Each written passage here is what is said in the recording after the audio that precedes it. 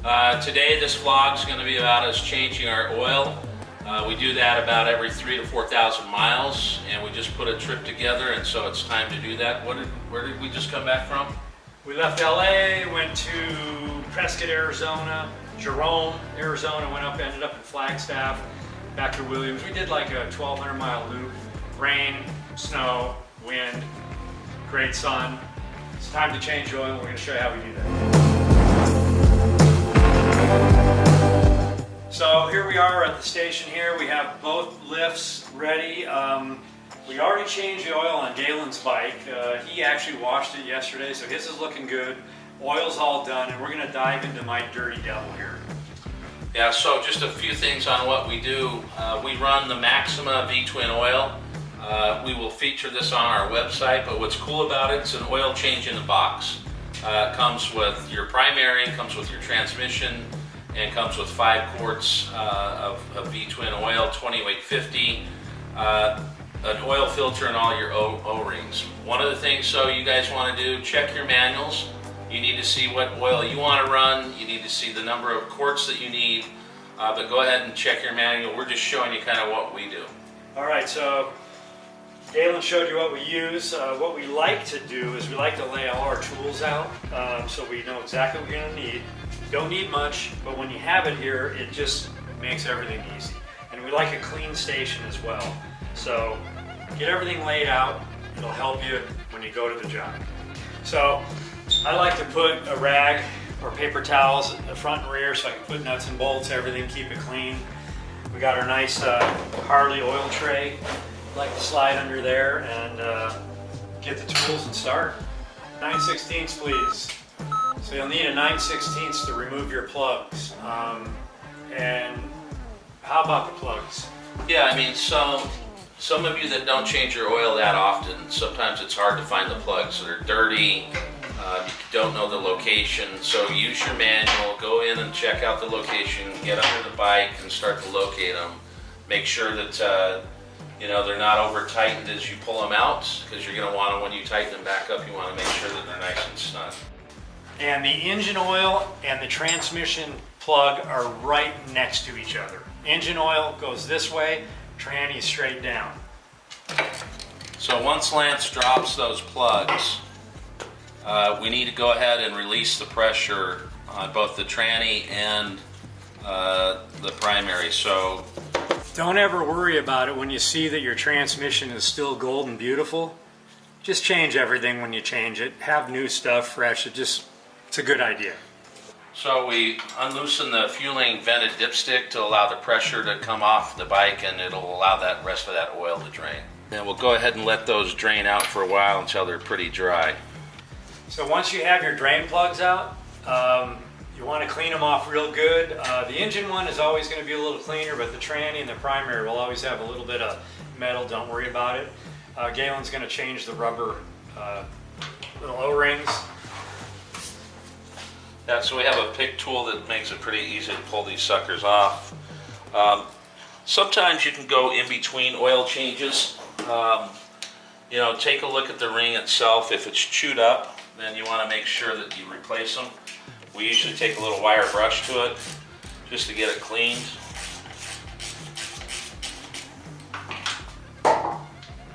And then we replace the O-ring, and that's one of the cool things about the oil change in a box. You've got all your O-rings there ready for you.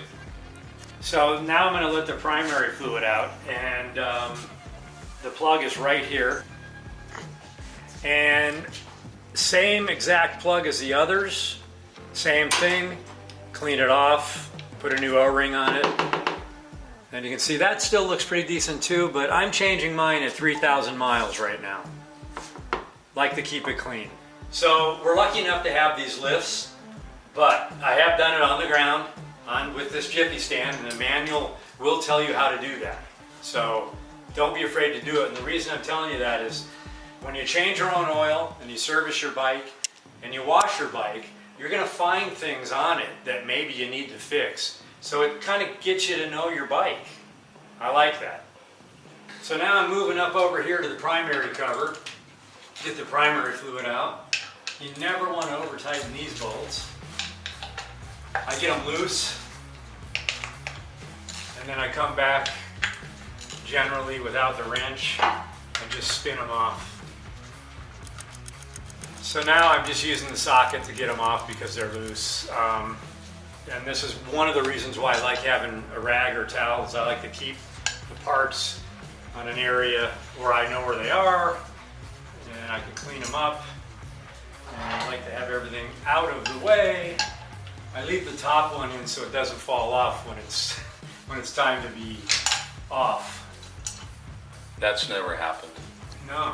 So see, I got my hand on it so it won't go anywhere. And I got my partner to hold it on there anyway, so we're good. I can pull that out, and you always get oil to fall when you do that, but hey, what the heck. So we generally check this gasket as well. Sometimes that does need replacing every third or fourth oil change, but these tend to run pretty good. So these gaskets, this type of gasket, when you use the aftermarket derby cover, which we like, I've done 4 oil changes and haven't changed this. It's perfect. So saves you a couple pennies there. Generally, I came this way, now I'm going to put this plug back in, put the primary oil in, seal it up, and then I kind of work backwards. Last thing I go to is the oil filter. So, that's how I like to do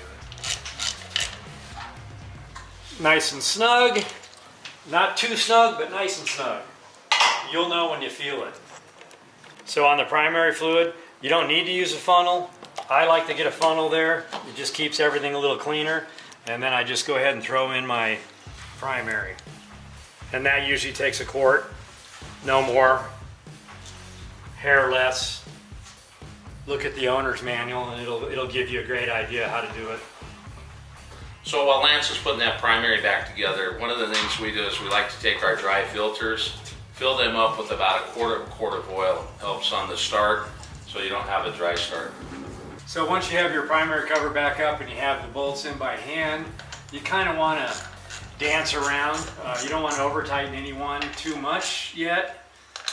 Kind of go around, crisscross, get it to a little bit of a snugness. Then I come back and I don't do dad tight. I do a little less than dad tight because these things strip out really easy.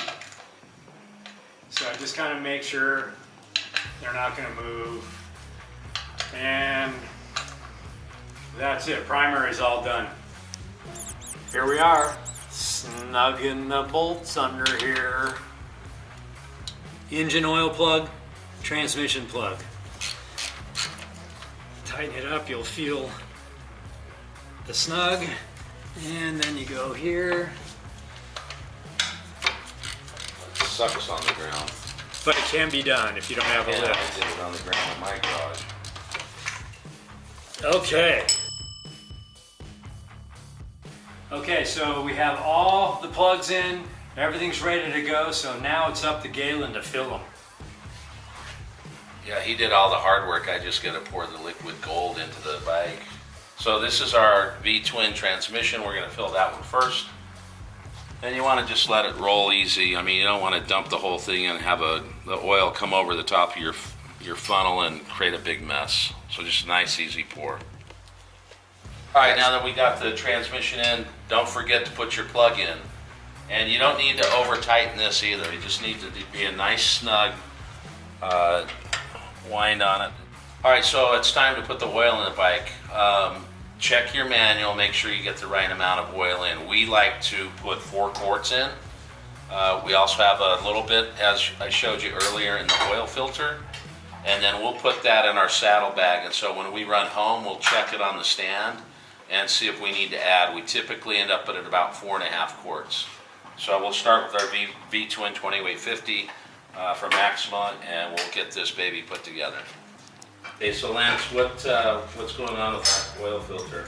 Well, this oil filter was put on dad tight, so I have to use a special tool to get some real muscle in there and take it off. Because if you put them on too tight, not good. So you kind of got to oil the O-ring, put it on, get it snug, and then just a little. Galen was up with Alan McBee, and they were doing some work on his bike to change the oil, and he showed him a unique trick that I like because it actually works pretty dang good. When you take your oil filter off, oil gets everywhere. Well, we stuff the rag now. Get the rag deep in there, as far as you can, as much as you can.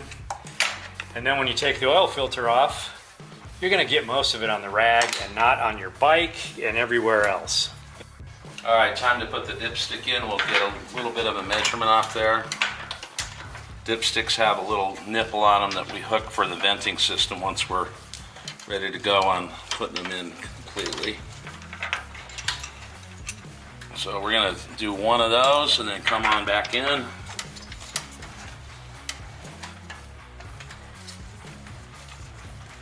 And let's see what we look like with some of that oil. Oh, yep, we're right where we need to be, and we'll run it home and check it out when we get home and see if we need to add about a quarter or half quart more. But generally speaking, we get 4.5 quarts in it. So one other thing you really want to do is when you're changing your oil and you have your mess, and if you have the proper equipment, be responsible with your oil, you know. Empty it out, clean up everything, and then you can dispose of it at if your Harley dealership's nice, they might take it, but Pep Boys usually takes your used motor oil. So we kind of store up a few 5 gallons and then take it away. We do change our oil a lot because we like clean oil. So basically, you just saw how to change your oil. Like I said, we like to do it. 1, keeps everything running good, and 2, you get to know your bike. She's real dirty. I really got to clean her up. Galen outdid me on that one. His bike's already clean and ready for the next trip.